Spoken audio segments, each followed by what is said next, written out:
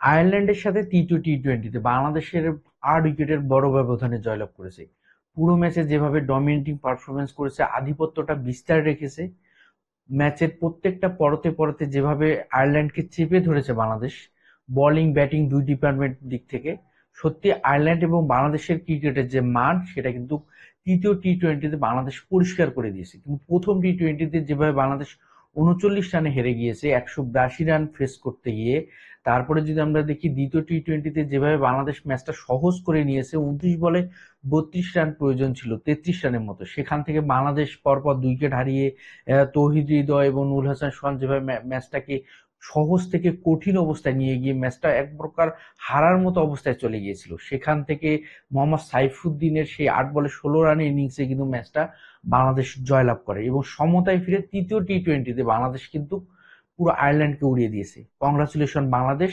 এবং ২০২৫-এ লিটন কুমার দাসের নেতৃত্বে ৫টি টি-টোয়েন্টি সিরিজ জেতার একটা মর্যাদা স্থাপন করলো বাংলাদেশ। সেখানে বাংলাদেশ আয়ারল্যান্ডের বিপক্ষেই ২-১ ব্যবধানে সিরিজ জয়লাভ করলো এবং নেদারল্যান্ডের বিপক্ষে ২-০ এবং পাকিস্তানের বিপক্ষে ২-১ সিরিজ জয়লাভ করেছে এবং শ্রীলঙ্কার বিপক্ষে ২-১ এবং ওয়েস্ট ইন্ডিজকে হোয়াইট ওয়াশ করে ৩-০ ব্যবধানে সিরিজ জয়লাভ করে বাংলাদেশ। তো প্রথমে ব্যাটিং এ নামে আয়ারল্যান্ড, শুরুটা দুর্দান্ত ছিল, দারুণ অ্যাপ্রোচ ছিল পল স্টার্লিং এবং টিম টেক্টরের মধ্যে। টিম টেক্টর ১৭০ স্ট্রাইক রেটে ব্যাট করেন এবং পল স্টার্লিং ১৪০ স্ট্রাইক রেটে ব্যাট করেন। ১০ বলে ১৭ রানে ৩৮ রানের মাথায় যখন টিম টেক্টর আউট হয়ে যান, তখন পরপর দুটি উইকেটের পতন ঘটে। ৫০ এবং ৫১ রানের মধ্যে দ্বিতীয় এবং তৃতীয় উইকেটের পতন ঘটে এবং প্রথম পাওয়ার প্লেতে আয়ারল্যান্ড সংগ্রহ করে ৬ ওভারে ৫১ রান।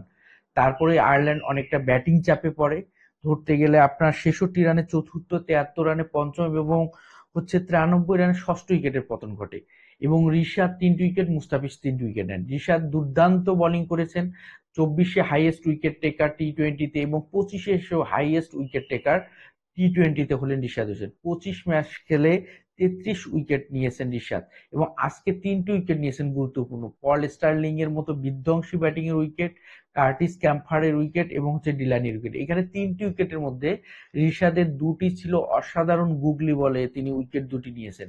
তো রিশাদ যেভাবে তিনি তার বোলিং লাইন লেন্থ কন্টিনিউ করতেছেন, সেটা অবশ্যই বাংলাদেশের টি-টোয়েন্টি ২০২৬-এ যে টি-টোয়েন্টি ওয়ার্ল্ড কাপ খেলবে সেখানে বাংলাদেশের দলের তিনি দারুণ ভূমিকা রাখবেন এবং আমরা যদি দেখি আইসিসির পূর্ণ সদস্যের দেশগুলোর মধ্যে ৩ number highest wicket taking a তার কিন্তু রিশাদ হোসেন।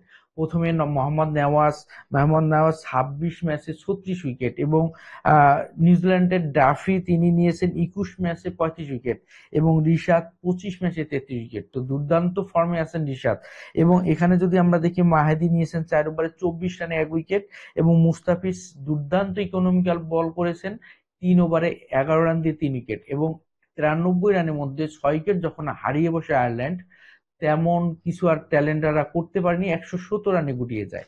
১১৮ রানের টার্গেটে বাংলাদেশ কিন্তু খুব স্লো ক্রিকেটটা খেলেনি। সচরাচর যে ধরনের ক্রিকেটটা বাংলাদেশকে খেলতে দেখি, যে খুব লো স্কোরিং হলে সমীহ করে খেলা, বল বাই বল দেখে খেলা, সেই চাপ না নেয়া, কিন্তু একটা সময় দেখা যায় যে সহজ ম্যাচটা কঠিন করে হেরে যাওয়া, কিন্তু সেই রকম ক্রিকেটটা কিন্তু খেলেনি তানজিদ হাসান তামিম।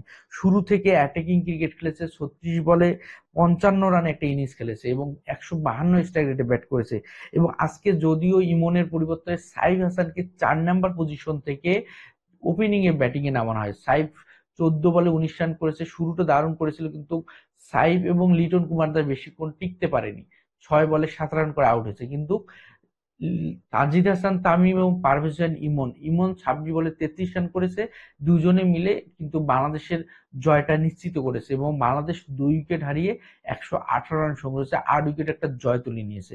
তো অভিনন্দন বাংলাদেশ এবং আয়ারল্যান্ডের সাথে যে ডোমিনেটিং পারফরমেন্স, যেভাবে তাদেরকে প্রতিটা মুহূর্তে আধিপত্য বিস্তার করে তাদেরকে চাপে রাখা এবং আয়ারল্যান্ড বাংলাদেশের যে ক্রিকেটের মান সেটা সেই লেভেলটাকে আয়ারল্যান্ডকে বুঝিয়ে দেওয়া, এই সিরিজ জয় বাংলাদেশকে ২০২৬ টি-টোয়েন্টি ওয়ার্ল্ড কাপে ভালো কিছু খেলার জন্য দারুণ একটা কনফিডেন্স দেবে। আল্লাহ হাফিজ।